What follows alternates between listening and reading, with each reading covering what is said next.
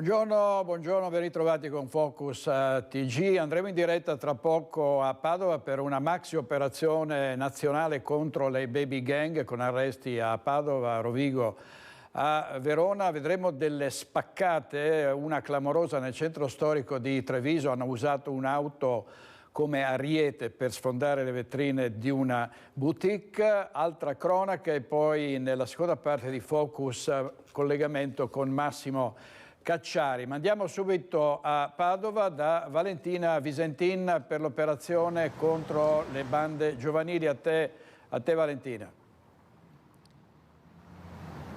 Sì, buongiorno da Padova, ancora la cronaca in primo piano per quanto riguarda la città, perché è in corso da questa mattina una vasta operazione della Polizia di Stato, oltre 500 agenti impiegati in tutto il territorio nazionale in operazione che ha sgominato una rete di gang giovanili, 14 le province interessate, ce ne sono 3 in Veneto, Padova, Rovigo e Verona. Tra le altre cose Padova non nuova purtroppo ha episodi di violenza tra baby gang e quindi insomma anche la città del Santo è stata coinvolta in questa operazione. Si tratta di città appunto che sono state teatro di assalti da parte di baby gang giovanili, con interventi che hanno riguardato soprattutto le aree di aggregazione vicine al cosiddetto mondo dei cantanti trapper. Ad intervenire è stata le squadre mobili che hanno indagato e monitorato anche sui social tutti questi ragazzini, questi ragazzi molto giovani, controllando e monitorando anche i loro luoghi di aggregazione.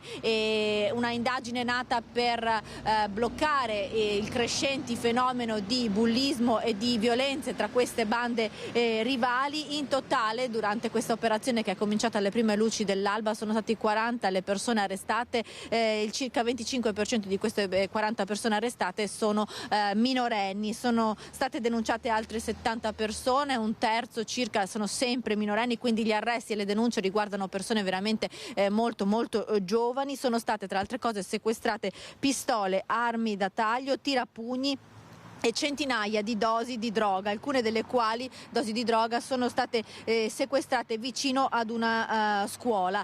Sequestrato anche diverse somme di denaro, oltre 10.000 euro in contanti, per lo più provento di spaccio. Questi sono i primi dettagli di questa vasta operazione che, come dicevamo, ha riguardato anche 3 città del Veneto, Padova, Rovigo e Verona. Da Padova è tutto, restituisco la linea allo studio, se ci sono novità vi aggiorneremo.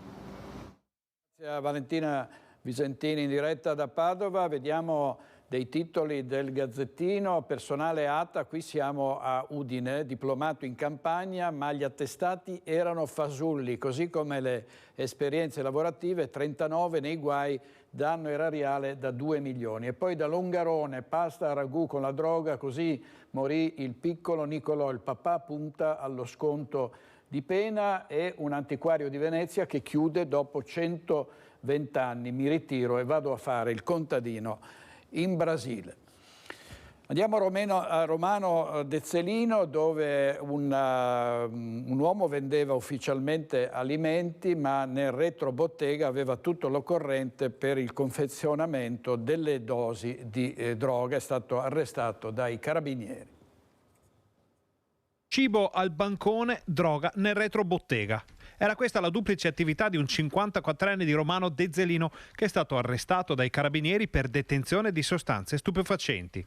L'arresto è arrivato al termine di un controllo dei militari che, assieme ai colleghi del NAS di Padova, stavano monitorando il negozio del 54enne. Nel retro del laboratorio le forze dell'ordine hanno trovato infatti un barattolo di vetro contenente una decina di grammi di marijuana posizionato su uno scaffale accanto a un bilancino digitale. Vicino c'erano 2 coltelli le cui lame erano sporche di hashish, che è stato rinvenuto nello stesso ambiente per un peso complessivo di 50 grammi circa. In casa dell'uomo sono state trovate altre dosi di marijuana, oltre a una ventina di flaconi di metadone vuoti e parzialmente utilizzati. L'uomo è stato quindi sottoposto alla misura cautelare degli arresti domiciliari nella sua abitazione, in attesa dell'udienza di convalida. È in corso di svolgimento l'autopsia sul corpo del giovane ghanese di 25 anni che era stato trovato morto nel canale del di Prato della Valle a Padova. Sentiamo la nostra redazione. La risposta alle cause della morte di Frank Ameillot, 25enne ghanese, ritrovato cadavere nella canaletta dell'isola Memmia a Padova, potrebbe arrivare dall'autopsia che sarà eseguita oggi e dai video delle telecamere di sorveglianza della zona attorno a Prato della Valle. La polizia, che ha acquisito le immagini delle vie laterali al prato, vuole capire se al momento della caduta in acqua il giovane straniero fosse solo o se con lui ci fosse qualcun altro. Da un primo esame esterno non sono stati riscontrati segni di violenza sul suo corpo. Il 25enne richiedente asilo era arrivato in Italia nel 2017 e al momento, dopo una storia di sfruttamento lavorativo, era impiegato in un hotel di Caorle. Per qualche tempo era stato ospitato nel centro di accoglienza per migranti di Cona. Dal 2021 era stato regolarizzato ed era stato anche seguito dai servizi sociali di Padova. Nessun precedente, mai un problema con la giustizia. L'ipotesi più probabile è che il 25enne, la notte in cui è morto, abbia avuto un malore o che sia scivolato accidentalmente in acqua senza riuscire più a risalire. Quest'estate, sempre a Padova, aveva terrorizzato i passanti armato di coltello e inneggiando ad Allah. È stato rimpatriato dai carabinieri. Vediamo. Lo scorso luglio aveva seminato il panico davanti ai giardini dell'Arena e al monumento Memoria e Luce commemorativo dell'11 settembre, urlando all'Akbar e minacciando due passanti con un coltello. Un pakistano di 34 anni è stato così rimpatriato ieri. La sua posizione dopo quel grave episodio era stata riconsiderata dall'ufficio immigrazione della questura di Padova ed è arrivata la decisione di espellerlo, assieme ad altri 10 gambiani e 4 pakistani, tutti ritenuti persone potenzialmente pericolose per la sicurezza. A rendere noto il provvedimento è stato il ministro dell'Interno Matteo Piantedosi. Il 34enne pakistano lo scorso luglio, in evidente stato di alterazione, stava camminando nell'acqua bassa del Piovego vicino al monumento in ricordo delle vittime del World Trade Center. Alla vista dei poliziotti aveva gettato in acqua un coltello, poi aveva raccolto una bottiglia di vetro da terra e aveva minacciato gli agenti. In tasca aveva un altro coltello. La polizia era intervenuta perché lo straniero poco prima, inneggiando ad Allah e brandendo un coltello, aveva minacciato 2 cittadini che stavano passeggiando. Evento di espulsione del Ministero degli Interni. Vediamo i servizi delle forze dell'ordine sulle sale slot di tutta la provincia padovana. Controlli intensificati da parte della questura di Padova sulle sale scommesse. Verifiche in tutta la provincia. 3 locali controllati a Camin, Campo d'Arsego e Piove di Sacco. In tutti i locali è stata riscontrata la presenza di un POS per permettere pagamenti con carta di credito o bancomat. La legge vieta espressamente la presenza di questi strumenti all'interno di sale scommesse e videolottery. Per questo sono stati multati i titolari delle attività con multe di 1.500 euro. È stato riscontrato inoltre dagli uomini della questura di Padova che i vetri venivano oscurati. Anche questa pratica è vietata dalla legge. Nel locale di Camin inoltre è stata riscontrata la presenza di fumatori in aree non idonee. Anche qui è stata notificata una sanzione di 700 euro. Nei locali di Piove di Sacco e di Campo d'Arsego è stato rilevato che i dipendenti non avevano titolo per raccogliere le scommesse. Nella sala dell'Alta Padovana, inoltre, sono stati ritrovati 10 apparecchi di gioco accesi durante gli orari vietati dalla legge. In questo caso la sanzione è di 500 euro per ogni apparecchio attivo. I controlli continueranno anche nei prossimi giorni. Diamo dei titoli ancora dai quotidiani locali. Questo è il Corriere del Veneto. Filippo Turetta, arriva l'auto, la Fiat Punto Nera dalla Germania, analisi del sangue con la tecnica di Cogne. E poi l'autonomia, nuova accelerazione, la riforma in Senato a gennaio, è pronta la discussione in aula. La Cassazione è già alla sentenza per la Banca Popolare di Vicenza, Veneto Banca, truffa sulle azioni azzerata. In Veneto sciopero dei mezzi pubblici del 15 dicembre, qui c'è l'elenco delle corse garantite. Intanto si impossessava del denaro degli anziani che aveva in cura e l'amministratrice di sostegno è stata arrestata dalla Polizia di Vicenza dopo la condanna definitiva. Dopo la condanna definitiva è stata trasferita nella casa circondariale di Montorio Veronese, dove dovrà scontare la pena definitiva per il reato di peculato di 4 anni e 6 mesi di reclusione. Protagonista della vicenda, una cittadina italiana di 60 anni che a più riprese in luoghi diversi si è impossessata del denaro degli anziani che aveva in cura. Ricoprendo il ruolo di amministratore di sostegno, la donna entrava a far parte di varie associazioni di volontariato sparse in numerose città del nord Italia e una volta ricevuto l'incarico del tribunale del luogo effettuava una serie di prelievi di denaro utilizzando il bancomat intestato alla persona che avrebbe dovuto tutelare. La donna è risultata coinvolta in questi abusi a Trento, Trieste, Vicenza, Brescia, Padova, La Spezia e Mantova. La prima denuncia risale al 2016 nella provincia di Pesaro. Le varie condanne si sono succedute nel tempo fino a giungere alla sentenza di cumulo definitivo della pena.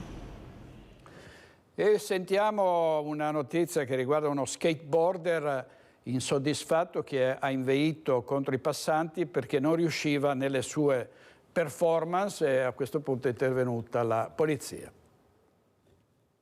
Urlava contro tutto e contro tutti in pieno centro storico a Vicenza, mentre cercava di fare salti e acrobazie con il suo skateboard, inveendo contro se stesso, contro gli edifici circostanti che non gli offrivano gli spunti giusti per fare i salti che immaginava, contro i suoi sponsor e contro le scelte di vita fatte in passato.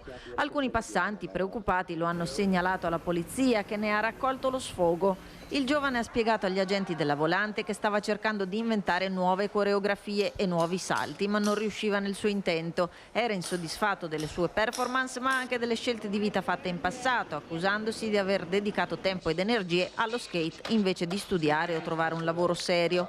Così aveva iniziato ad inveire contro tutti. A questo punto gli agenti hanno dovuto identificarlo. A suo carico risultava l'ordine di notifica di atti giudiziari per i reati di minaccia e uso personale di stupefacenti.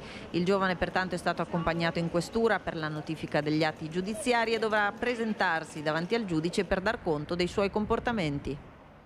Per la serie troppi svitati in circolazione. Ma andiamo in diretta adesso da Treviso, dal centro storico, perché c'è stata una clamorosa spaccata questa mattina all'alba verso le 5 con un'auto trasformata in un ariete. Hanno sfondato la vetrina di una boutique. In diretta dal centro storico di Treviso, Anna De Roberto. A te, Anna.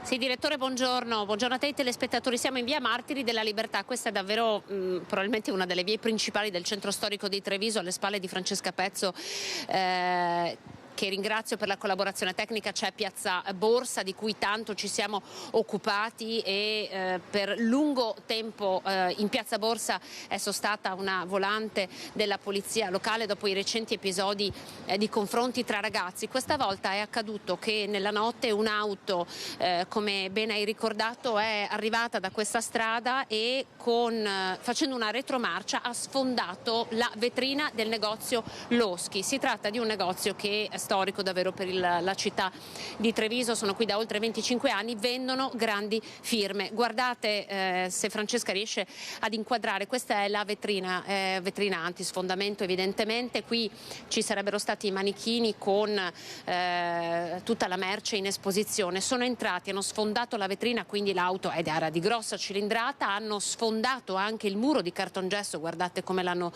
ridotto, anche lì è completamente spaccato, quindi sono entrati violentemente.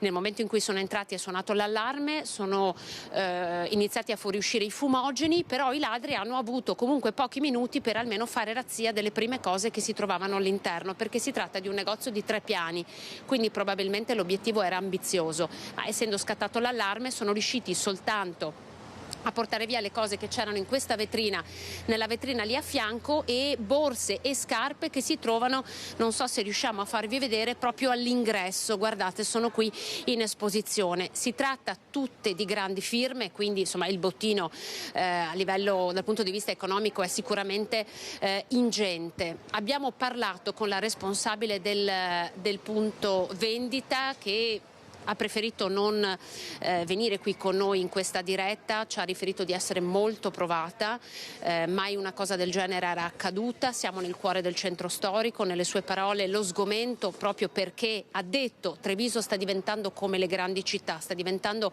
poco sicura come le grandi città. Qui con noi c'è Giancarlo Pupin, fiduciario di Ascom Treviso, quindi come dire l'associazione di categoria che riunisce tutti i commercianti. Era tantissimo tempo che i ladri non facevano irruzione un'aggressione nel cuore del centro storico e con modalità, come dire, così feroci, così efferate? Beh, io che non ho memoria onestamente di un evento del genere. Questo modus operandi credo che fosse più che altro dedicato a gioiellerie, dove con poco il valore della refurtiva è molto alto. Non riesco proprio a capire come mai sembra a vedere un furto fatto su commissione. Quindi banda organizzata? Sicuramente è una banda organizzata, qualcosa. Un'auto evidentemente rubata, perché dovete immaginare che qui ci sono diverse telecamere, come vi sono molte telecamere in tutto il centro storico di Treviso, quindi l'auto è sicuramente stata catturata, essendo entrata in centro a Treviso questa notte alle 5, è stata catturata dagli occhi elettronici del comando della polizia locale di Treviso, quindi sicuramente le forze dell'ordine sono già a conoscenza della targa e di che tipologia di auto si possa trattare. Come associazione di categoria ritenete che debba essere messo in moto qualcosa, magari a tutela dei commercianti in questo periodo di vacanze di Natale, dove i passaggi sono molti e magari i grandi marchi possono fare gola? Beh, diciamo che Ascom comunque è in contatto con la prefettura, collabora anche con il progetto Giovani, dove si mette a disposizione per portare le proprie opinioni, le proprie idee, i propri consigli, per cercare di arginare quello che realmente fino ad oggi era quello più sentito, che era il problema dei giovani, di sicuro non eventi come questo, ecco. Condivide le parole della responsabile vendite che ha detto: stiamo diventando come le grandi città? Adesso, per carità, prima di dire una cosa del genere, questo è un evento singolare, sicuramente detto dalla responsabile è più che giustificato, perché ovviamente è stata toccata nel personale, nel vivo, dunque gli do tutte le ragioni. Grazie a Giancarlo Pupin per essere stato con noi. Lo liberiamo perché appunto ha lasciato il suo negozio per venire. Ecco, direttore, ti faccio vedere proprio in ultima battuta questa vetrina sfondata, e noi siamo qui da circa un'ora.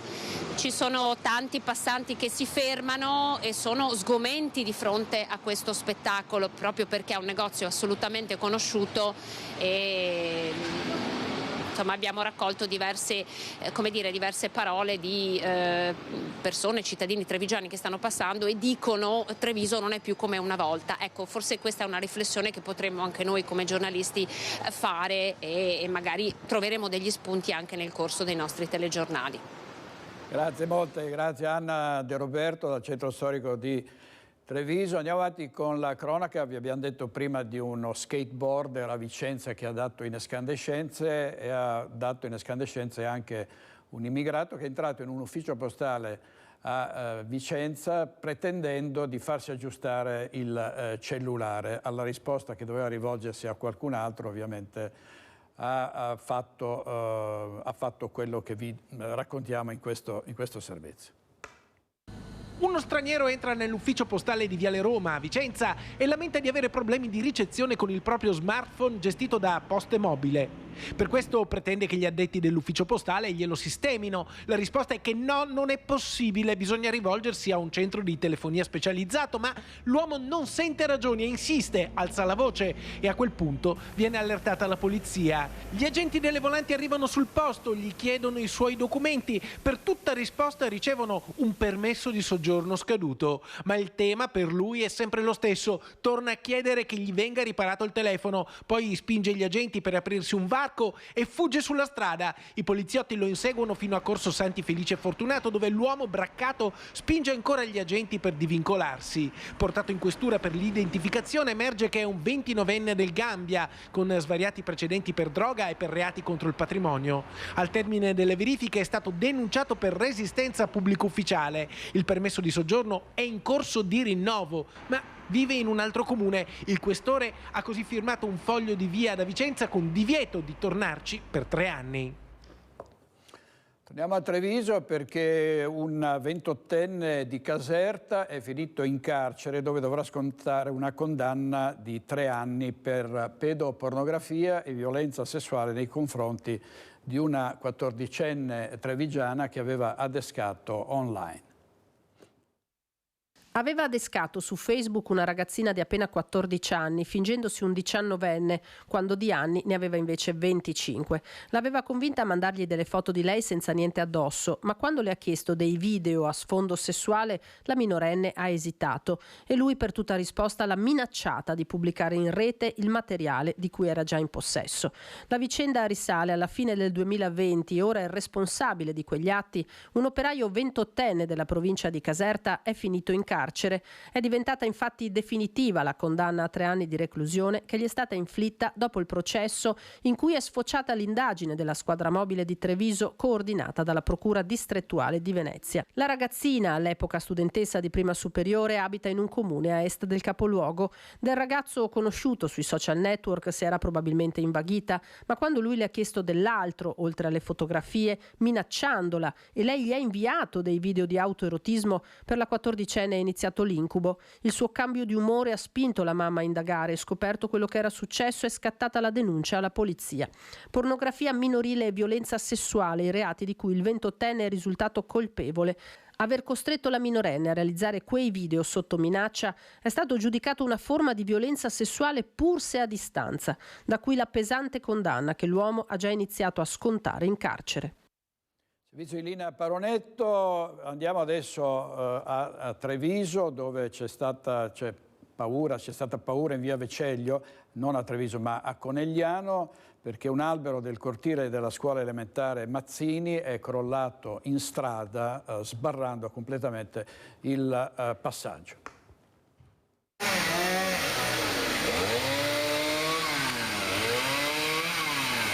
Un pino marittimo abbattuto dal maltempo, crollato nel cuore della notte nel cortile della scuola elementare Mazzini di Conegliano, finito in strada proprio in mezzo all'incrocio con via Tiziano Veceglio. Strada sbarrata ed un pericolo scampato. Un albero all'apparenza sano caduto in una notte di pioggia ma senza un filo di vento. Solo la fortuna ha voluto che accadesse di notte, senza i bambini a giocare in cortile o le auto in transito. A dare l'allarme i residenti che hanno sentito il tonfo. Immediato l'arrivo dei vigili del fuoco accorsi per liberare la strada. Il tronco tagliato, i rami accatastati. Al mattino, all'apertura della scuola, l'area era già stata transennata. Uno shock per genitori ed insegnanti. L'albero, cadendo al suolo, ha divelto la recinzione della scuola e travolto un cartello stradale. Oggi le lezioni si sono svolte normalmente. Visibilmente preoccupato però il vice sindaco e assessore ai lavori pubblici Claudio Toppan, che ha già dato ordine di rivedere il piano di controllo e verifica degli alberi. I pini marittimi purtroppo hanno un apparato radicale di superficie, quindi loro non scendono in profondità, quindi sono agganciati al terreno in modo abbastanza precario. Questo apparato radicale li rende deboli. Questo addirittura è accaduto senza che ci fosse presenza di vento o di qualche evento atmosferico che perlomeno potesse dare una giustificazione. Da 3 anni è al via un censimento sulle 5.000 alberature del territorio comunale, piano che sarà dunque rivisto proprio a partire dall'evento di questa notte. Già nel pomeriggio il sopralluogo dell'agronomo. Se solo si guarda il tronco che hanno tagliato i vigili del fuoco ci si rende conto che l'albero, dal terreno in su era sanissimo. Ha ceduto completamente l'apparato radicale, quindi questo ci farà sicuramente spostare l'obiettivo, la priorità diventeranno sicuramente in primis i pini marittimi e soprattutto più primis ancora quelli presenti nelle aree verdi, nei giardini delle scuole. In regia per questa edizione di Focus TG, Tony Esposito e Simone Merlo. Andiamo avanti con le ultime notizie riguardanti il killer di Giulia Cecchettin, Filippo Turetta, la sua Fiat Grande Punto Nera. L'auto della fuga dopo l'assassinio sarà in Italia questa sera dalla Germania, caricata su una bisarca coperta, verrà portata dai carabinieri direttamente nei laboratori dei RIS di Parma, dove inizieranno poi le analisi scientifiche sulle tracce e sugli oggetti rinvenuti nella vettura. Da quanto era filtrato, la polizia tedesca aveva fatto solo una ricognizione superficiale del veicolo, non riscontrando segni di incidenti, ma agli investigatori italiani non interessa solo la vettura. Nell'abitacolo c'erano il marsupio di Filippo Turetta, un paio di guanti, un coltello con una lama di 12 cm, una scheda telefonica prepagata, un paio di scarpe macchiate e un cellulare. Non si sa ancora se di Giulia o dello stesso assassino. Ma il RIS cercherà soprattutto di studiare le tracce ematiche rimaste sulle superfici e il tessuto dell'appunto per capire se qui sia avvenuta la parte fatale dell'agguato. Ovviamente sono tutti elementi che serviranno anche a confermare l'ipotesi della premeditazione che aggraverebbe in questo caso la condanna a cui sarà sottoposto Turetta. Nessuna espulsione dall'Università di Padova per questo 22enne responsabile di un omicidio talmente efferato. Ad affermarlo è stata la magnifica rettrice Daniela Mappelli, che ha detto: la pena non spetta a noi. Nessun provvedimento di espulsione dall'Università di Padova per Filippo Turetta, attualmente rinchiuso nel carcere di Montorio nel Veronese con l'accusa di omicidio dell'ex fidanzata Giulia Cecchettin.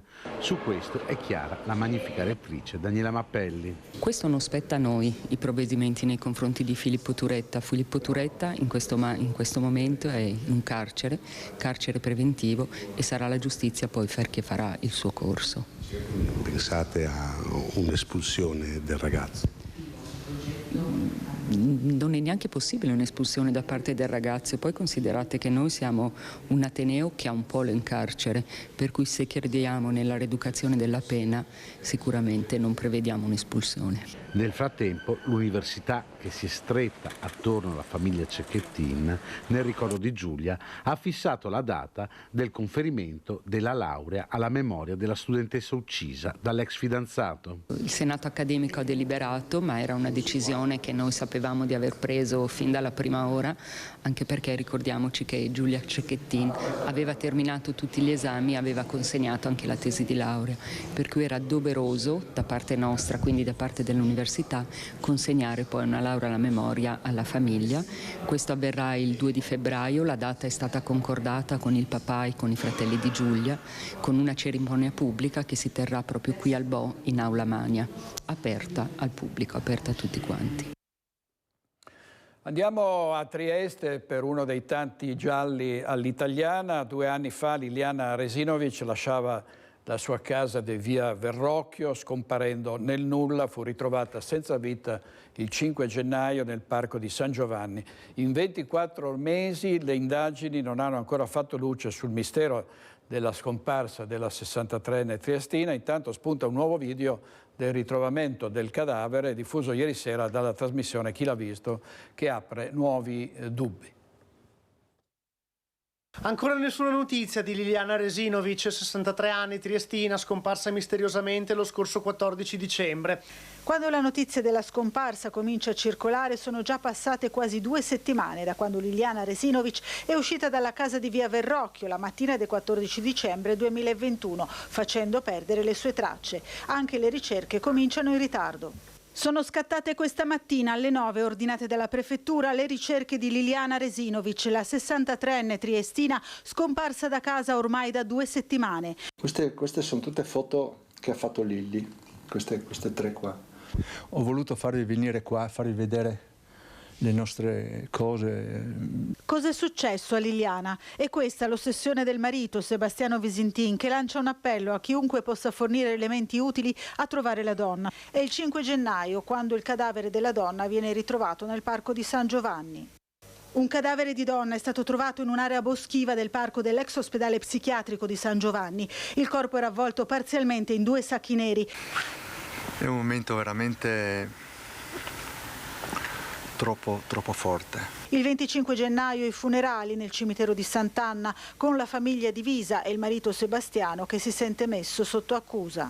Questo è il cartello che da questa mattina abbiamo ripreso all'esterno del cimitero di Sant'Anna, nel tunnel dal lato di via Costalunga. E tutti dicono è lui, è lui, è lui, è lui. Capisci? La dolcezza di Liliana è indimenticabile. Beh, Lili sarà sempre con noi comunque, no? E adesso speriamo che la polizia ci dica cosa è successo. 2 anni di indagini che sembrano condurre all'epilogo, per molti inverosimile, del suicidio. Lei si è suicidata, io non ci crederò mai, neanche se la vedo, per come la conoscevo. Ma non solo io, ma tutti i suoi amici più cari, parenti, eccetera. Poi la riapertura del caso, la richiesta di chiarimenti su un lungo elenco di 25 punti e di un nuovo esame autoptico ventilato proprio in questi giorni. E intanto spunta un nuovo video del momento del ritrovamento del cadavere a San Giovanni, diffuso ieri sera dalla trasmissione Rai Chi l'ha visto, che apre nuovi dubbi. Medico legale e operatori sottolineano più volte l'assenza di odori da un corpo che dovrebbe essere rimasto all'aperto per oltre 20 giorni. Io non lo vedo, però il subito addosso. Tanto ormai abbiamo fatto tanto. Un orologio anche qua. L'orologio rosa, l'orologio rosa. Questo è il cordino che c'era. Ma un trucco c'è. È un pezzettino. Sì. Pannelli non so niente. L'orologio quello rosa. C'è quel ciuffetto là. Questo è il ciuffetto. Apparentemente sembra quello che senza quel muro. Però non ho niente odore.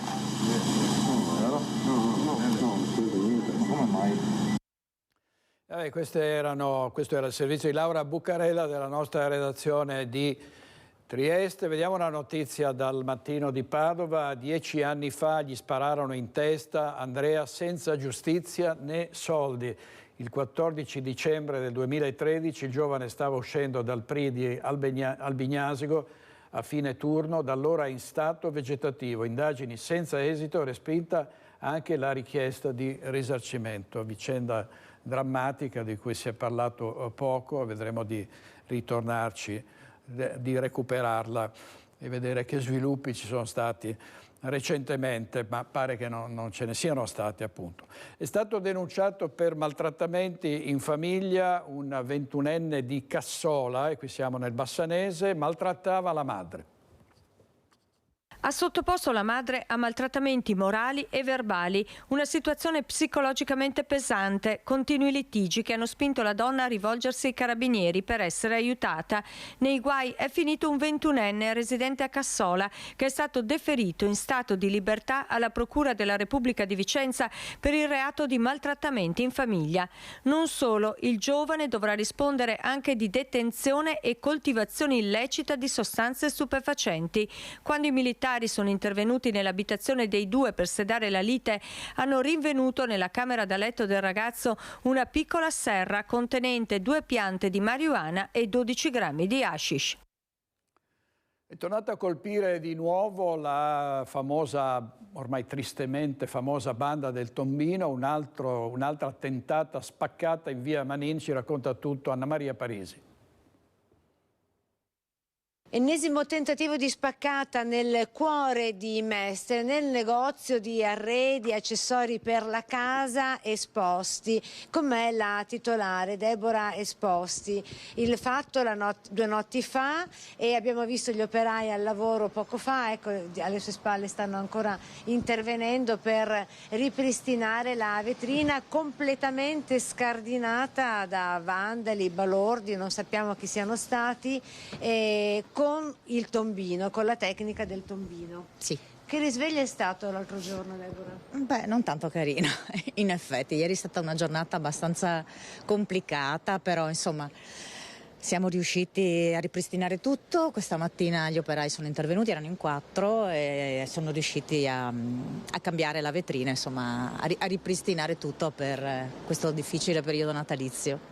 Ecco, la vetrina è proprio questa alle sue spalle, dove vediamo c'è la scala con ancora per terra gli attrezzi degli operai che hanno terminato da pochissimo le operazioni per la nuova vetrina antisfondamento, perché la vetrina che è stata sfondata a sua volta era una vetrina di quelle pesanti.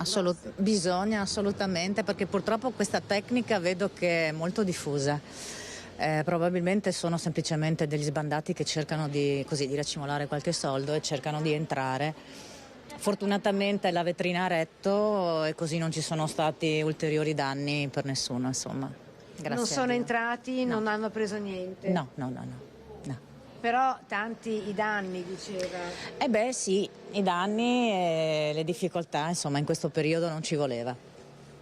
Ecco, il fatto è che desta un po' di, come dire, scalpore, perplessità e stupore è che proprio accanto a noi, dietro di noi c'è Piazza Ferretto, quindi siamo nel cuore di Mestre, ci sono delle telecamere, però queste telecamere che sono direttamente collegate con la Smart Control. No, non è così. Ah, non è così. Questa è una telecamera unicamente per controllare gli accessi ZTL, Quindi è collegata con la Smart Control Room della polizia locale solo per fare cassa. Solo scatta il frame solo per dare le multe.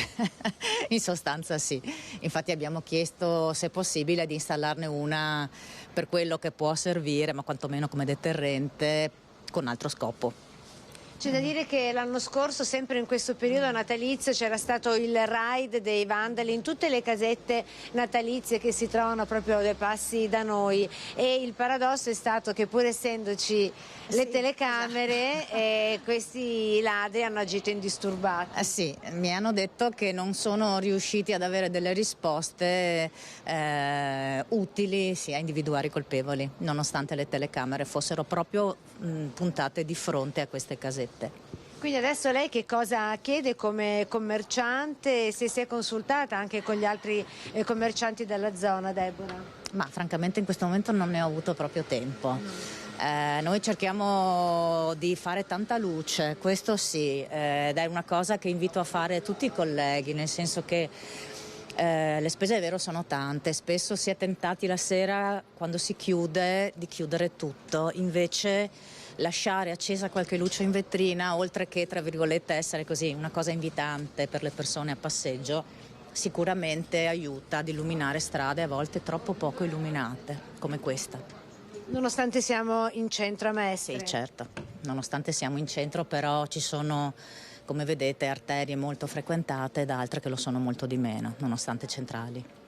Ecco, a 2 passi da noi tra l'altro anche il municipio di Mestre, quindi con l'appello della commerciante Deborah Esposti si rinnova anche la richiesta di avere una città più illuminata, soprattutto qui nel centro di Mestre, e soprattutto di possedere più telecamere che siano direttamente collegate con la Smart Control Room della polizia locale al Tronchetto.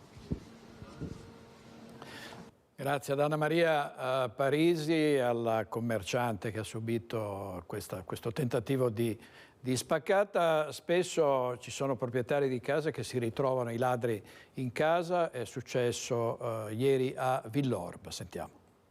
Erano già dentro, se avessi ritardato di qualche secondo me li sarei trovati in camera, quindi non è bello, ecco, sentirsi così violati in casa propria. Ancora furti in casa nella Marca, ormai bersagliata dai ladri in queste settimane che precedono il Natale. Siamo a Villorba, in via del Dominicale, tardo pomeriggio di martedì. Stavolta il colpo non è riuscito perché la proprietaria, uditi dei rumori mentre riposava, è corsa in salotto trovandosi faccia a faccia con i malviventi. E ho iniziato a chiamare aiuto dei vicini. Appena hanno sentito che ho iniziato a urlare, sono scappati via. E non era da solo, perché appena ho iniziato a urlare ho sentito una macchina che fuggiva in velocità, per cui da solo non era, ma una persona dentro in salotto me lo sono ritrovato. Nell'ultimo mese questo quartiere è stato preso di mira, non si contano le razzie nelle case, in via del Dominicale ma anche nella vicina via Conte. Stanno battendo tutta la zona quasi ogni giorno ormai, da quello che so, e non sappiamo più cosa fare, a parte avvertire le forze dell'ordine, cercare di stare attenti ognuno per conto suo. Una famiglia uscita per fare la spesa al rientro ha sorpreso i ladri che da dentro casa tenevano la porta per non farli entrare. Poi i malviventi sono scappati lasciandosi dietro la devastazione. Il sindaco di Villorba, Francesco Soligo, conferma le razzie che si sono verificate anche a Fontane. La raccomandazione, dice il primo cittadino, è quella di denunciare sempre i furti e avere cura di segnalare con tempestività alle forze dell'ordine i movimenti sospetti. Il servizio di Marta Marangon, non vanno meglio le cose a Vicenza per quanto riguarda violenza e degrado, e c'è stata un'escalation dei reati predatori, e quindi si è riunito ieri pomeriggio il Comitato per l'Ordine e la Sicurezza presieduto dal prefetto Salvatore Caccamo. Sentiamo le novità. Sentiamo. Reati predatori in aumento a Vicenza, impennata di furti in abitazione, correlata al mese critico delle festività natalizie che porterà a controlli straordinari sul territorio, servizi ad alto impatto anche notturni, predisposti oggi in sede di Comitato Ordine e Sicurezza come fatto nei mesi scorsi su Campo Marzo. Ho auspicato che vengano anche prolungati nelle fasce orarie serali e notturne. Sappiamo bene che sono queste le fasce orarie più critiche e quindi serie di furti nelle abitazioni in città, con servizi coordinati di tutte le forze di polizia e in modo particolare, questa è la novità, ecco, li estendiamo oltre la mezzanotte.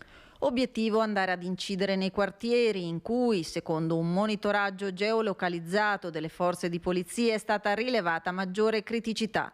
Da Corso Santi Felice Fortunato a Parco Cattaneo a Mercato Nuovo. Tra i temi sul tavolo di confronto anche la sicurezza relativa ai cantieri TAV e alle manifestazioni correlate e la richiesta rinnovata a Roma di far tornare l'esercito in strada dell'operazione Strade Sicure in vista degli appuntamenti di cui Vicenza sarà teatro nel 2024. Io ho voluto coinvolgere il mio ministero perché, come sapete, fino a qualche anno addietro era presente il contingente militare di Strade Sicure, ma proprio perché il 2024 sarà un anno che è ricco di avvenimenti che riguarderanno il nostro territorio sia cittadino che nella provincia, ma in modo particolare ho voluto evidenziare che nel 2024 avremo l'adunanza degli alpini, nel 2024 la città di Vicenza sarà interessata dai cantieri della TAV, il 2024 sarà un anno intenso anche con le attività del PNRR. E risentiamo i consigli della Questura per prevenire, la Questura di Vicenza, per prevenire i furti in abitazione. Serie di furti nelle abitazioni in città, colpi in aumento che solitamente si registrano nel periodo immediatamente precedente alle festività. Pertanto il vademecum della Questura di Vicenza con i consigli per tutelarsi e prevenire visite sgradite. Dotarsi di difese passive valide, quindi sistemi di videosorveglianza, strutture fisse che tutelino meglio la proprietà e massima attenzione e vigilanza. Tra i suggerimenti quello di non tenere in casa grosse somme di denaro, gioielli, oggetti di valore, di lasciare qualche luce accesa quando non si è a casa, di non lasciare mai le chiavi sotto lo zerbino e di evitare di parlare dei programmi di viaggio sui social, poiché queste informazioni possono arrivare indirettamente a persone poco raccomandabili. Diciamo che la cronaca in tempo reale di quelle che sono le nostre abitudini quotidiane non giova alle persone che pubblicano dati comunque sensibili della loro persona.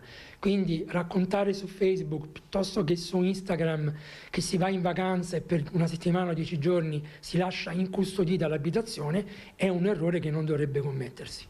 L'invito è anche quello a non lasciare messaggi o riferimenti che facciano chiaramente capire che non si è a casa e sensibilizzare anche i vicini affinché ci sia reciproca attenzione a rumori sospetti sul pianerottolo o nell'appartamento. L'accumulo di posta nella cassetta è un segnale che certifica e conferma la nostra assenza.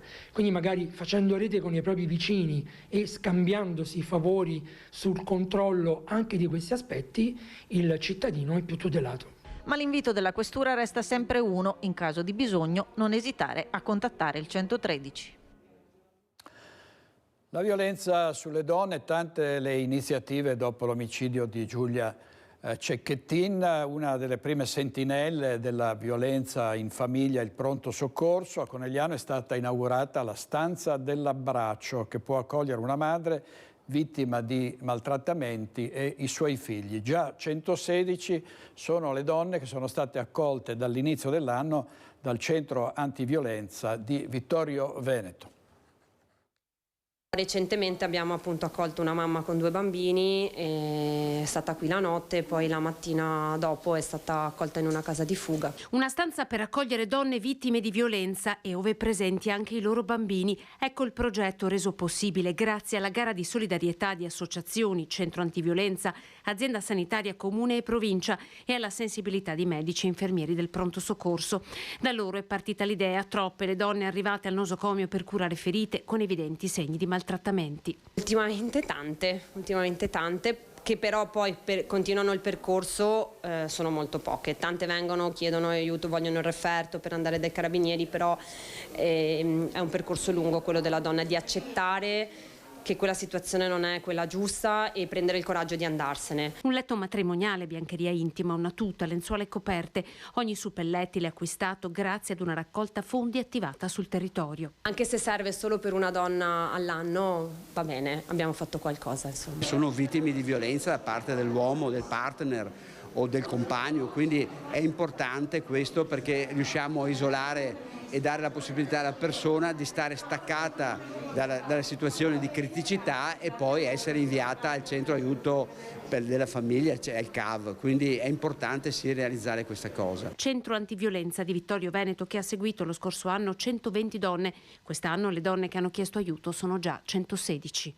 Arriviamo fino a farla uscire da questo tunnel, dando a lei la possibilità di ricollocarsi nella società. Ci sono quindi contributi pubblici sia per fare la patente, per trovarsi una casa, le aiutiamo ad inserirsi nel mondo del lavoro. Quindi c'è la possibilità davvero di uscire da queste brutte storie. Queste brutte storie, ed è una brutta storia quella del crack della Banca Popolare di Vicenza. Il processo ai vertici di questo istituto di credito è approdato davanti alla 5ª sezione della Cassazione, chiamata a decidere sui ricorsi degli imputati e della Procura Generale. Dal punto di vista giuridico c'è stato un vero e proprio colpo di scena.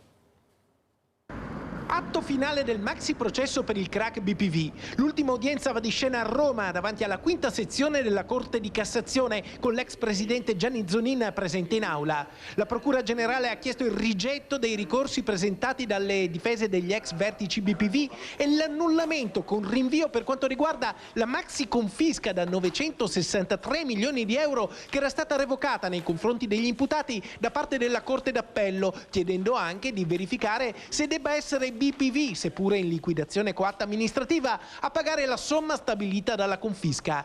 Il collegio di Cassazione, dopo aver ascoltato le arringhe delle difese e le repliche di alcune parti civili, si è ritirato in Camera di Consiglio, dove è rimasto fino a tarda ora. Poi il colpo di scena: la 5ª sezione penale della Corte di Cassazione ha infatti rinviato alla Corte Costituzionale il procedimento che riguarda il crack BPV. La Suprema Corte ha infatti sollevato la questione di legittimità costituzionale dell'articolo 2641 del Codice Civile, che prevede la confisca obbligatoria per equivalente dei beni utilizzati per commettere il reato. Il sospetto è che ci sia un contrasto col principio costituzionale di proporzionalità, un esito che il senatore vicentino Pierantonio Zanettin definisce clamoroso. Sono in effetti piuttosto clamorosi gli esiti della pronuncia della Corte di Cassazione ieri nel processo contro gli ex vertici della Popolare di Vicenza.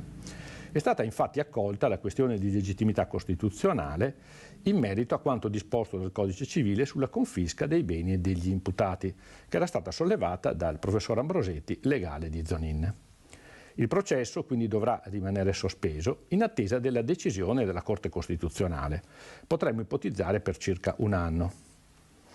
I termini di prescrizione però pure rimangono sospesi, quindi poi il processo proseguirà regolarmente. Sono passati 8 anni dall'apertura dell'inchiesta della Procura di Vicenza e 5 dalla prima udienza preliminare che aveva rinviato a giudizio gli ex vertici della Banca Popolare di Vicenza. Adesso il processo in Cassazione viene sospeso, forse per un anno. A mio giudizio, però, la decisione non è del tutto negativa per i risparmiatori danneggiati, per i quali anzi si apre uno spiraglio per qualche risarcimento.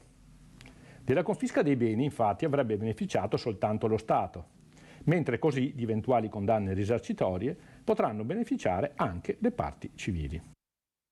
E rimborsi, risarcimenti stanno arrivando con bonifici anche a molti truffati non solo dalla Banca Popolare di Vicenza ma anche di Veneto Banca attraverso Patrizio Miatello, che ha dato l'annuncio proprio qualche giorno fa qui a Focus.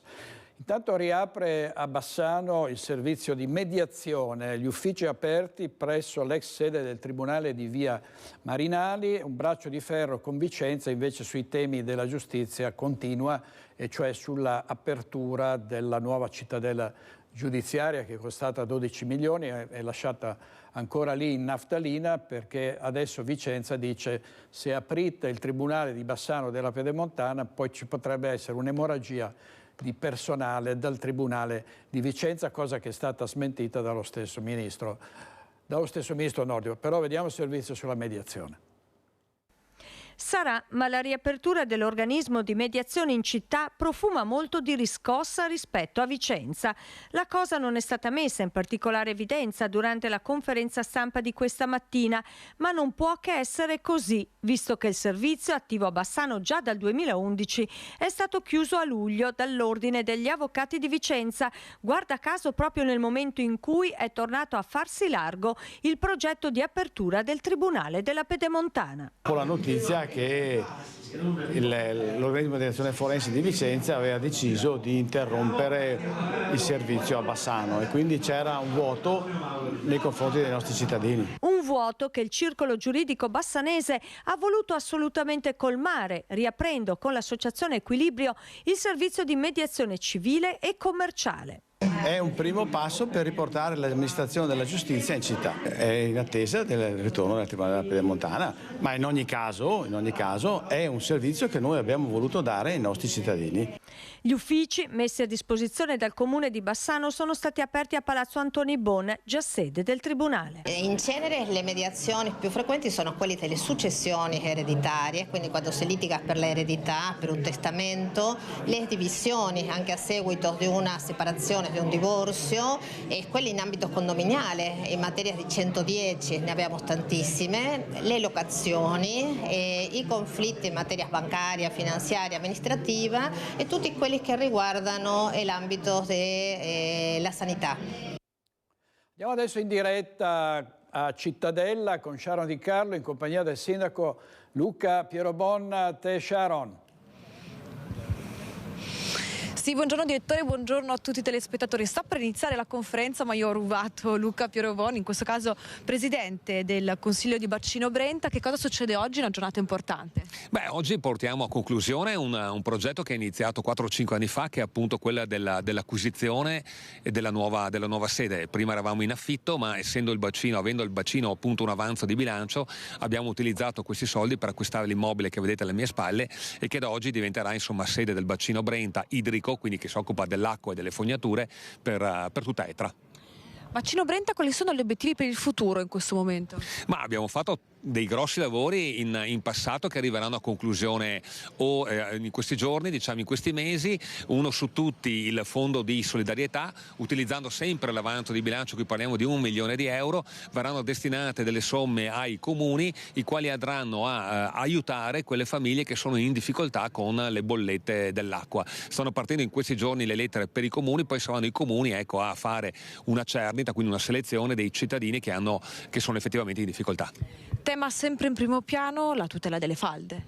Beh, quello è fondamentale. Noi partiamo da un territorio che vive sull'acqua, ha dell'acqua di ottima qualità e, come è chiaro, però quest'acqua va tutelata. Abbiamo iniziato la mia presidenza ancora 6 anni fa con le aree di salvaguardia, quindi andando a tutelare quelli che sono i pozzi presenti in tutto il territorio di Etra, appunto con queste aree di salvaguardia, per poi arrivare tra le aree attività insomma anche all'incarico dato al CNR per uno studio che presenteremo nel mese di gennaio sulla falda, facendo capire insomma l'importanza, la qualità della falda, ma anche soprattutto per capire come viene alimentata questa falda.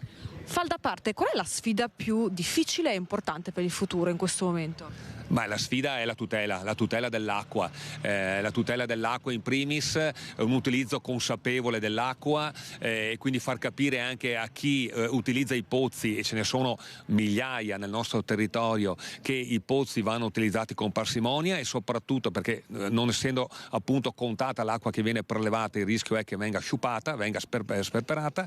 E poi fondamentale, chi ha l'acquedotto davanti a casa, ecco, dovrebbe attaccarsi, perché l'acqua d'acquedotto è buona, controllata, non ha alcun tipo di problema, e soprattutto, ecco, si riesce anche a risparmiare sull'utilizzo dell'acqua. Grazie direttore, lasciamo andare il presidente Luca Pirobon che sta per iniziare la conferenza. Da Cittadella è tutto, vi restituisco la linea. Grazie a Sharon Di Carlo. Avrete notato che i nostri giornalisti non dicono se ci sono altre domande da studio, le domande le fanno gli inviati, e questo dovrebbero saperlo i conduttori e le conduttrici di quei programmi in cui i giornalisti sono utilizzati come reggimicrofono. Sono inviati che hanno la loro dignità e la loro esperienza, hanno raccolto tutti gli elementi, trovano gli ospiti da portare nelle reti nazionali, che vengono intervistati poi dai conduttori in studio che non sanno niente di queste vicende, si fanno anche dare le domande, e quindi è un modo di trattare dei colleghi in maniera del tutto riprovevole. Qui le domande nel gruppo Media Nord-Est le fanno i giornalisti e i tecnici che sono andati sul posto. A Cittadella eravamo andati per gli insulti sessisti rivolti da un genitore ad una arbitra. Aveva detto questo genitore, tifoso di una delle due squadre, devi fare la fine di Giulia, ed è stato condannato ad un daspo di 5 anni. Analogo episodio, meno grave, invece a Cavallino Treporti, dove è andata per noi Anna Maria Parisi. Sentiamo. Devono restare a casa a lavare i piatti. Questo è il presunto insulto sessista partito dagli spogliatoi del calcio cavallino, per il quale un giocatore ha avuto una squalifica di 10 giornate. Episodio accaduto sabato scorso durante la partita di categoria juniores persa dal Cavallino 0-1 con la Fossaltese, con il 19enne centravanti di casa espulso dalla direttrice di gara di Standonà per un fallo di gioco. E qui sta l'inghippo, perché gli insulti sarebbero partiti dallo spogliatoio, mentre il giocatore si sarebbe trovato sugli spalti, così il presidente gialloverde. Società che se da una parte fa scusa attorno al giocatore, dall'altra vuole far luce sulla vicenda e condanna i pesanti insulti in questione, scusandosi pubblicamente con l'arbitro. Condanna che giunge anche dall'amministrazione comunale, con l'assessore allo sport. Invita tuttavia alla moderazione, in attesa di comprendere da chi in spogliatoio siano partiti gli insulti sessisti. Ed era sugli spalti. E quindi non è entrato, perché sono stato il primo di entrare nello spogliatoio e lui assolutamente non c'era. Società che se da una parte fa scudo attorno al giocatore, dall'altra vuole far luce sulla vicenda e condanna i pesanti insulti in questione, scusandosi pubblicamente con l'arbitro. Approfitto di questa opportunità per invitare sabato pomeriggio alla partita che faremo a Cavallino. Saremmo ben lieti di scusarci personalmente con l'arbitro, regalare dei fiori all'arbitro e tenere la nostra ospite per la partita, perché comunque il Calcio Cavallino è una piccola società, una piccola famiglia. Ci teniamo che i nostri ragazzi siano educati in campo e fuori dal campo, e quello che è successo lo condanniamo fermamente. Condanna che giunge anche dall'amministrazione comunale, con l'assessore allo sport. Invita alla moderazione in attesa di comprendere da chi in spogliatoio siano partiti gli insulti sessisti. Qualsiasi offesa è da condannare, siamo dispiaciuti per quanto è successo, abbiamo già avuto modo di sentire l'associazione Calcio Cavallino, stiamo però aspettando la verifica dei fatti in quanto le versioni sembrano essere diverse. Torniamo a Treviso adesso, dopo avervi dato conto della spaccata all'alba ai danni di una boutique, è stata usata un'auto come ariete. Torniamo da Anna De Roberto, perché c'è stata un'ordinanza della polizia locale dopo una rissa avvenuta in via Collalto. A te Anna. Sì, eccoci direttore, di nuovo buongiorno. Ci siamo spostati davvero di poche centinaia di metri, siamo appunto in via Collalto, qui 2 le ordinanze, siamo in compagnia del comandante della Polizia Locale di Treviso, Andrea Gallo, che ci porta proprio il cartello che è stato affisso da questa mattina. Che cosa dice allora questo cartello? Che cosa non si potrà più fare qui?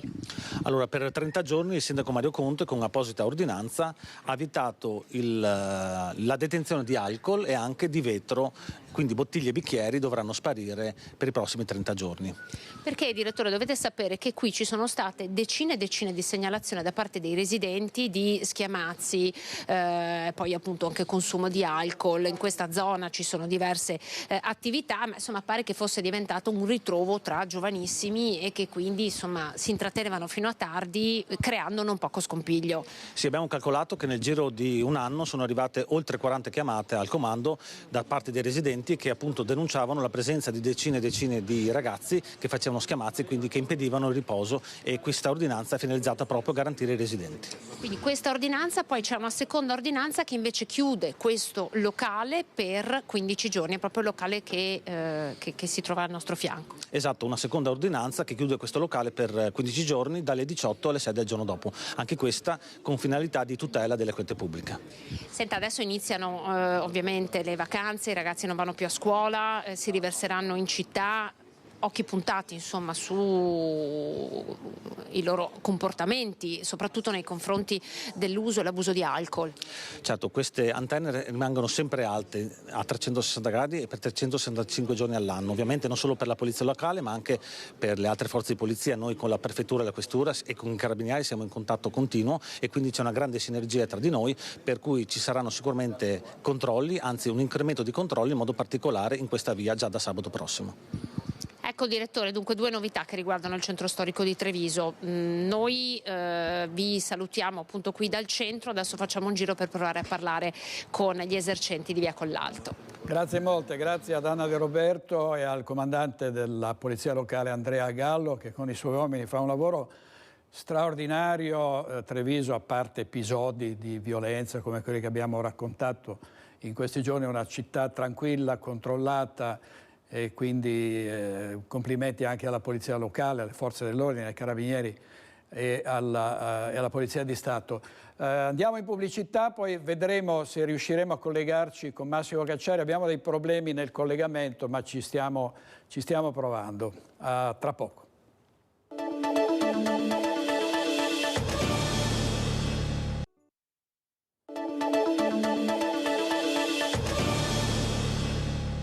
Noi in diretta con Focus TG stiamo tentando di collegarci con Massimo Cacciari, ma abbiamo dei problemi, c'è poco segnale, quindi non riusciamo per ora a sentirlo. Intanto vediamo il bilancio regionale, ovviamente grande soddisfazione nella maggioranza per l'approvazione, 18 miliardi di euro l'anno, e invece le critiche della minoranza, idem, che dicono la sanità è in pericolo.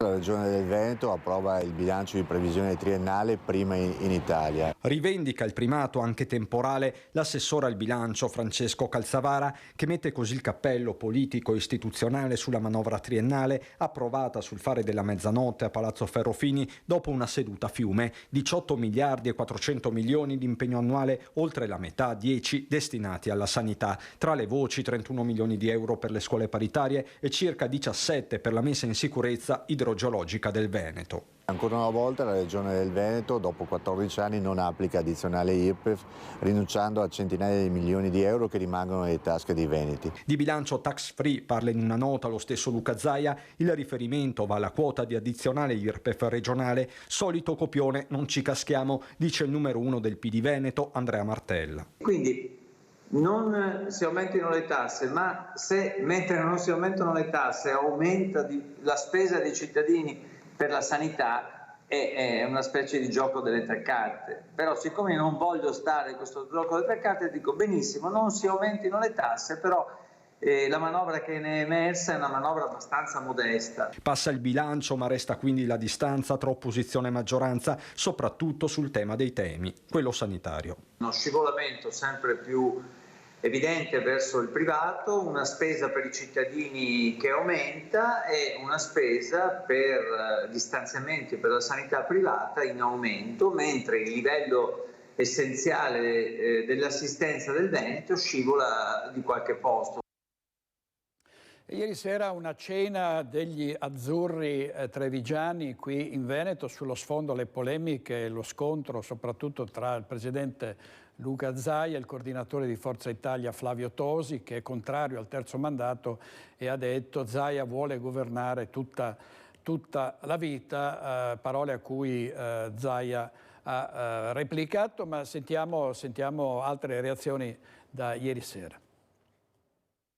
È una festa che noi siamo abituati a fare ogni anno, certo che quest'anno è esplosa in termini di numero di aderenti, siamo quasi 400 persone che fanno parte della società civile. È un Babbo Natale sempre più azzurro, quello che incanta la politica regionale, ma qui lo spirito delle feste c'entra poco. I numeri della tradizionale reunion natalizia organizzata a Ponte della Priula da Fabio Chiesa, coordinatore trevigiano di Forza Italia, lo dimostrano. Le praterie oggi stanno al centro. Lo spazio è enorme, è uno spazio al centro, uno spazio di credibilità e uno spazio in cui bisogna convincere la gente a tornare a votare. Chiesto non fa nomi, ma è chiaro che i disillusi della Lega siano i benvenuti, peraltro nel giorno in cui Flavio Tosi replica con una carezza a una polemica sollevata dall'assessore regionale leghista Roberto Marcato, che segnalava ai parlamentari veneti il mancato finanziamento del credito d'imposta della ZLS del Porto di Venezia. Ci sto lavorando con Tajani, ha detto di fatto Tosi, quella di Marcato è una motivata sollecitazione. Tosi che sul terzo mandato è ai ferri corti con Zaia, forse la settimana più tesa. Luca De Carlo, numero 1 dei meloniani, osserva, ma fino a un certo punto. Tra due litiganti spero sempre che goda il terzo.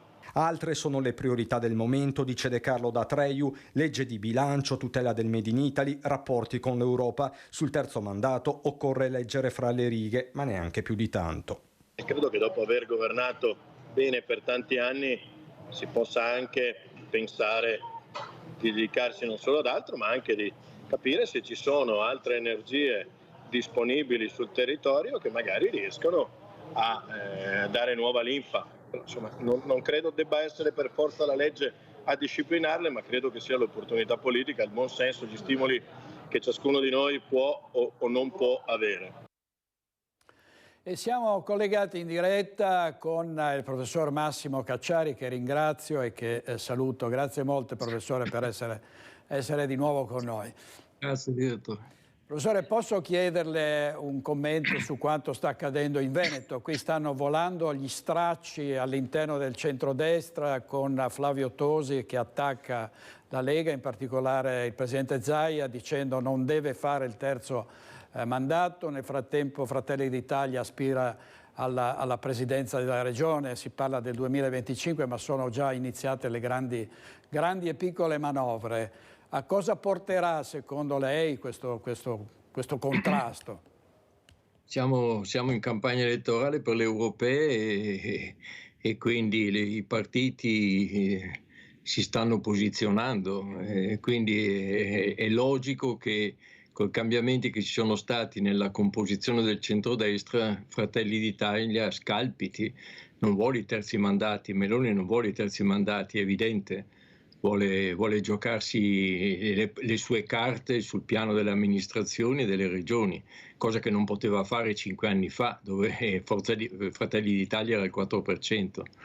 Sono cose logiche, sono diciamo così, micro volontà di potenza, ma legittime in qualche modo, e cercheranno di mettersi d'accordo. Io non ho mai visto il centrodestra farsi a pezzi su queste questioni, poi alla fine la quadratura del cerchio loro la trovano, insomma non hanno mai avuto i suicidi del centro-sinistra durante i governi Prodi, eccetera. Quindi si metteranno d'accordo, penso. Ecco, professore, è una situazione comunque così conflittuale, secondo lei il centro-sinistra può approfittarne, può recuperare consensi? E con chi? Tutto qua, con chi? Con quale organizzazione? Non dico con quale capo, questa retorica dei capi.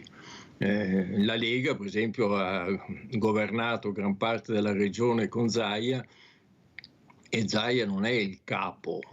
La Lega ha una struttura amministrativa, un certo radicamento nel territorio, e questo gli ha garantito di governare la regione anche con una certa efficacia, tutto sommato, no? Il Partito Democratico organizzativamente non esiste, figure di rilievo e di prestigio non ne ha, e come fa? Dovrà assistere a questo gioco all'interno dello schieramento avversario, da cui anzi certamente sixtantibus rebus, certamente uscirà una candidatura gradita alla Meloni, gradita a Fratelli d'Italia, questo è certo, inevitabile. Certamente.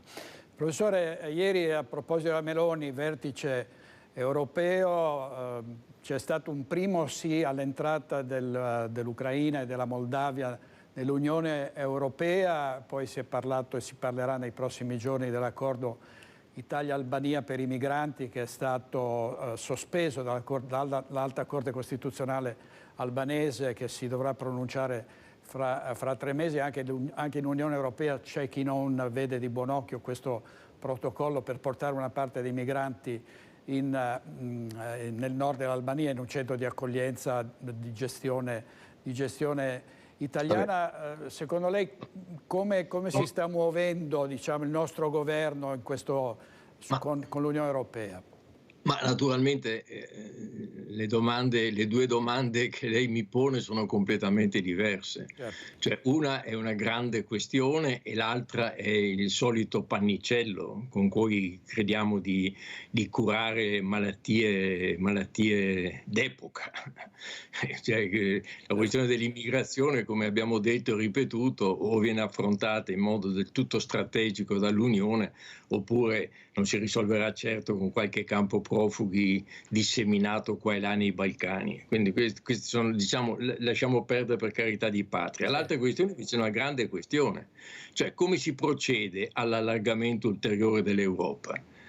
Mica si potrà procedere soltanto sulla base di esigenze, diciamo così, strategico-militari. Cioè bisognerà pure che ci siano, che noi europei, diciamo pure europei occidentali, siamo garantiti che all'interno dell'Europa arrivano paesi che danno alcune elementari garanzie su certi piani. Per esempio, primo di tutto, il trattamento delle minoranze. Voglio dire, bisognerà pure essere certi che l'allargamento avviene secondo criteri di carattere culturale, politico, sociale. Cioè, mica si tratterà soltanto di verificare alcuni parametri economici e poi corrispondere a determinate anche legittimissime esigenze di carattere di sicurezza militare, geopolitico. Viva Dio! Cioè, non so, qui l'allargamento, non abbiamo detto e ripetuto che l'allargamento, così come è avvenuto finora, non garantiva, non ci dava tutte queste sicurezze. E ripetiamo, diciamo, in peggio. Non lo so, cioè voglio dire, mi pare che bisognerebbe procedere con una certa cura, ecco, a questo proposito, perché poi tra l'altro, fin tanto che non si riformano le istituzioni europee e fin tanto che nel Consiglio le cose continuano a funzionare all'unanimità, diventa sempre più difficile decidere su questioni geopolitiche allargandosi continuamente e senza avere né le riforme delle istituzioni e tantomeno avere delle serie garanzie per quanto riguarda alcuni principi fondamentali, per quanto riguarda i paesi che vengono annessi. Quindi è una grande questione questa, che è culturale e politica, che l'Europa sta affrontando alla garibaldina, sulla base di pressioni che ci sono enormi, certo, ma sulla base di pressioni del momento, insomma, sulla base di situazioni molto determinate, mentre dovremmo ragionare a questo proposito proprio sul piano strategico, perché una volta che entri nell'Unione, l'Unione, speriamo, durerà decenni, secoli, ben al di là della situazione contingente che ci troviamo e drammatica che ci troviamo oggi ad affrontare per quanto riguarda l'Ucraina. Ecco, professor Cacciari, aggiungiamo a questo quadro molto complicato la guerra tra Israele e Hamas che continua, non pare che ci sia una soluzione. Come finirà lì? C'è una soluzione, c'è poco da fare, vogliamo dirci le cose come stanno, lo sanno tutti, ma non lo dicono, vabbè, c'è una soluzione, una possibile soluzione sola, che è in mano agli Stati Uniti. Oggi come oggi sono gli Stati Uniti a decidere, perché la Cina se ne guarderà bene dall'entrare, la Russia figurarsi in che faccenda è affaccendata, l'Iran non ha assolutamente né voglia né la potenza di intervenire in nessun modo, quindi la questione riguarda Israele, palestinesi e Stati Uniti. Gli Stati Uniti sono gli unici che possono garantire una ricostruzione, un sostegno, un piano Marshall, tra virgolette, per i palestinesi. E gli Stati Uniti sono quelli che di fatto controllano economia politica israeliana. Lo sappiamo tutti, lo sanno tutti. Bene, allora gli Stati Uniti li convocano come avevano fatto decenni fa per Camp David e gli dicono: amici, adesso voi vi mettete d'accordo, basta, perché io, Stati Uniti, non posso sopportare anche questo fronte, oltre Ucraina, oltre Cina, non posso. Va bene? Perché sì, sono un impero, ma non proprio l'impero romano nel momento della massima fioritura. Ecco, quindi non posso stare su tre fronti. Allora, questo fronte si chiude e si chiude nell'unico modo ragionevole, uno Stato palestinese che riconosce lo Stato di Israele e Israele che consentono la formazione di un vero Stato palestinese, non come adesso, non la striscia di Gaza, che dipende in tutto e per tutto, anche per i rifornimenti di acqua da Israele. Un vero Stato palestinese che riconosca lo Stato di Israele. Non volete? E allora arrangiatevi, massacratevi. Non c'è niente da fare, ma io cesso di aiutarvi. Cesso di aiutarvi. Non garantisco la ricostruzione economica dello Stato palestinese e mollo Israele. Non c'è niente da fare, non è possibile. Sono 50 anni che si massacrano, 50 anni. È vero, e sembra che insomma l'unica strada possibile, che è quella dei due popoli e due stati, sia non percorribile, stando così le cose. Ma è percorribilissima, è percorribilissima. Gli Stati Uniti devono dire se è la loro. Pare che l'abbiano detto, l'hanno detto, anzi l'hanno detto varie volte, sì. Lo ripetono, devono realizzarlo e devono realizzarlo mettendo con le spalle al muro autorità palestinese e Israele. Ecco, tra le due chi è che è più contrario, diciamo, ai due stati, a suo giudizio? Cioè, certamente Hamas, ma Israele altrettanto. Hamas ha preso il controllo anche grazie alla corruzione, all'incompetenza delle autorità palestinesi, dell'OLP, eccetera. Ha preso il controllo negli ultimi anni dell'autorità palestinese, purtroppo. E quindi bisogna che lì ci sia una chiara anche lì pressione americana perché si modifichi la leadership e venga isolata Hamas. E dall'altra parte Israele è una democrazia, ha vinto Netanyahu, ma non c'è soltanto Netanyahu ha nei pasticci enormi all'interno del suo paese, non è affatto il grande capo, ma scherziamo. In Palestina ci sono anche movimenti di carattere religiosi che sono per lo Stato palestinese, che sono assolutamente contrari a Netanyahu, esattamente così nell'ebraismo americano, ma scherziamo, qui sembra in Italia a volte che sia Netanyahu, ma scherziamo, ma avete visto i filmati dei rabbini ortodossi pestati dai sionisti estremisti a Gerusalemme? Cioè, ci sono opposizioni fortissime a Netanyahu. Allora gli Stati Uniti devono far leva su queste posizioni, su posizioni razionali all'interno dell'autorità palestinese e sulle posizioni razionali all'interno dello Stato di Israele, in modo che emergano queste posizioni e si riprenda il cammino che era stato iniziato a Camp David con i colloqui di Oslo e poi tragicamente interrotto. E infatti è significativo in questo senso il no alla tregua alle Nazioni Unite degli Stati Uniti, no? Che si sono si sono opposti. Quindi e deve essere, la posizione dell'ONU deve essere appoggiata dagli Stati Uniti in una forma o nell'altra, ma insomma gli Stati Uniti devono capire che la responsabilità è loro la responsabilità. Così come questa assunzione di responsabilità era stata fatta a Camp David, è stata un'assunzione netta di responsabilità allora. E quindi questa va ripresa.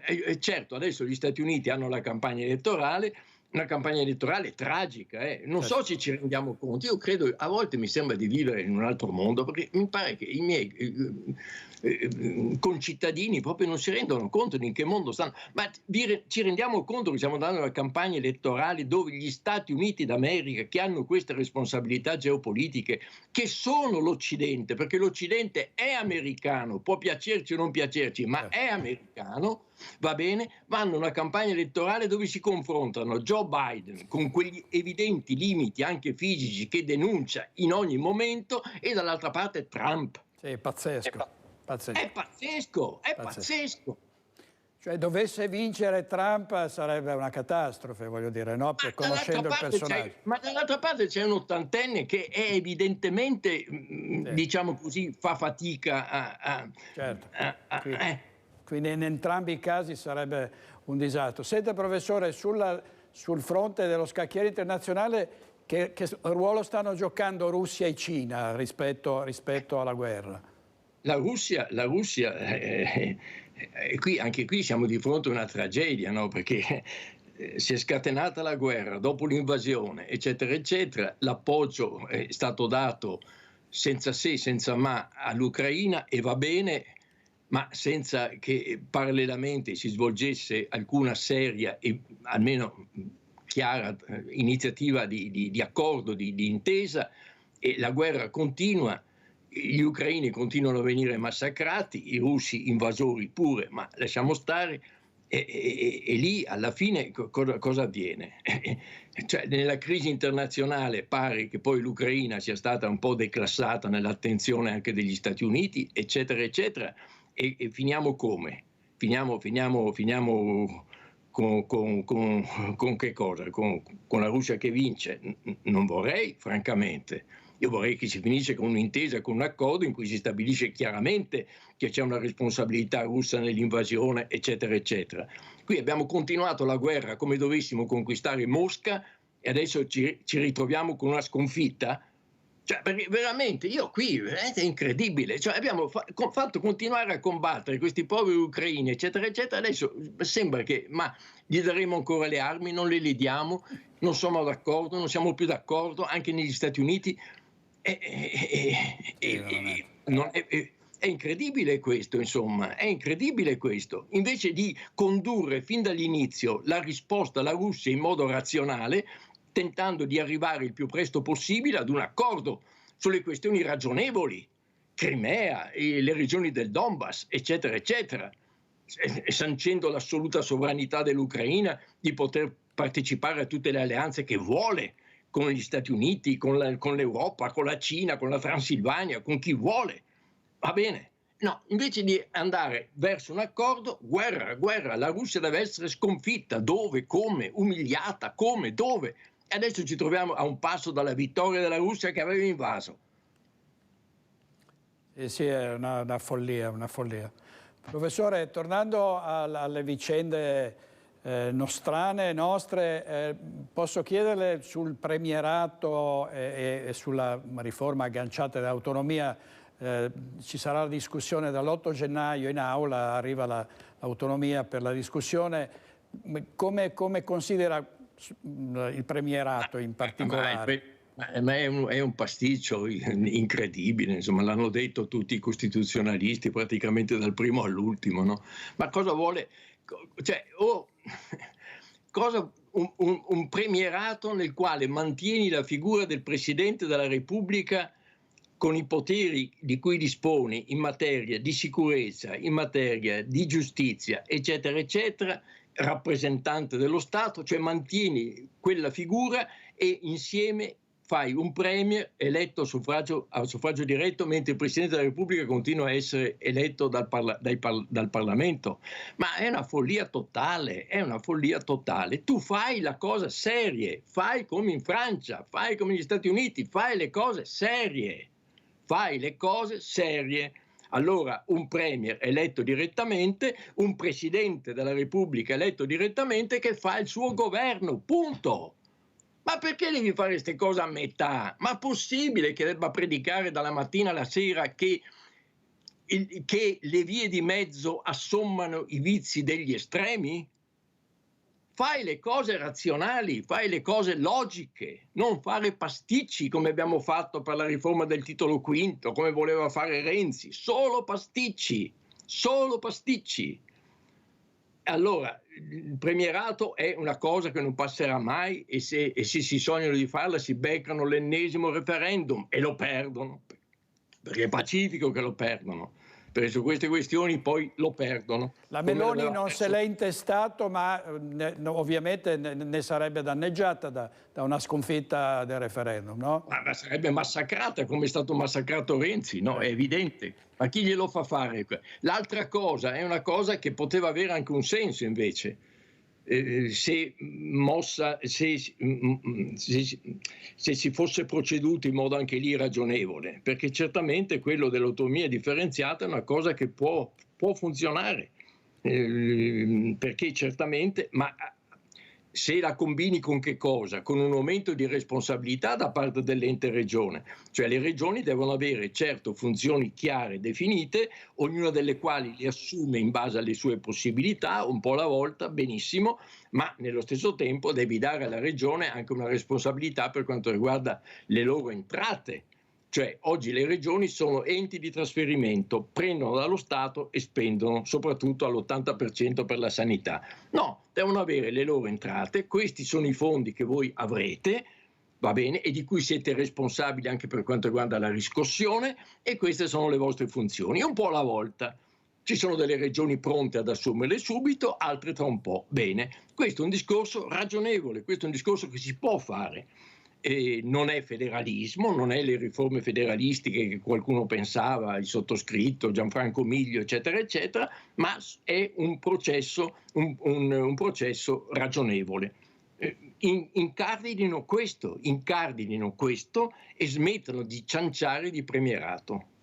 Professore, la ringrazio infinitamente per essere stato di nuovo con noi, grazie, buon lavoro, grazie a presto. A voi, grazie a lei. Molto, al professor Massimo Cacciari. Andiamo in pubblicità e poi torniamo in studio per la chiusura.